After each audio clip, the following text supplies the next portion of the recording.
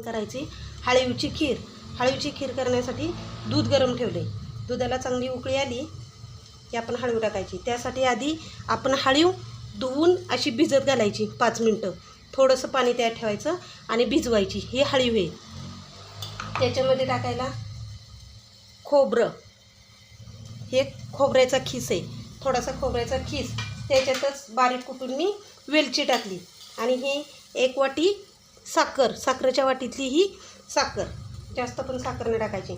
हळीवची खीर ही आपण आठवड्यातून एकदाच खायची. आठवड्यातनं 2-3 वेळा करायची नाही. आठवड्यातनं एकदाच बनवायची. आणि दुधाला उकळी आल्यानंतर ही हळीव ह्याच्यात सोडायची. ही हळीव खाल्ल्याने चांगलं पोषक असतं. आपली केस वाढतात, कमरेला जीव येतो. आणि आपल्या घरात जर बाळातीन असेल तर तिला आवर्जून हळीवची खीर द्यायची असती. हळीवची खीर दिली म्हणजे बाळासाठी दूध चांगलं येतं. बाळातनीच्या कमरेला जीव चांगला येतो. परत दूध चांगलं बाळातनीला येतं. मग बाळाला दूध भेटतं चांगलं पोटभर. ह्यासाठी ही हळीवची खीर करायची असते. आणि ज्याला शुगर असेल त्याला अगदी कमी प्रमाणात साखर टाकून पण शुगरला पण चांगली असते हळीव खाल्लेली. त्यामुळं हे अशा पद्धतीत खीर करायची आणि हळीव खायची. साखर टाकली. आता आपण खोबरं आणि वेलचीची पूड ह्याच्यातच टाकली होती मी, ती टाकायची. आणि हे असं एकसारखं चांगलं कडू द्यायचं.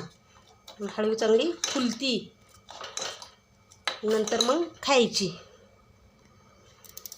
चवीनुसार थोडंसं मीठ टाकायचं. कुठल्याही गोड पदार्थात मीठ टाकलं म्हणजे छान लागतं, त्याला चव येते.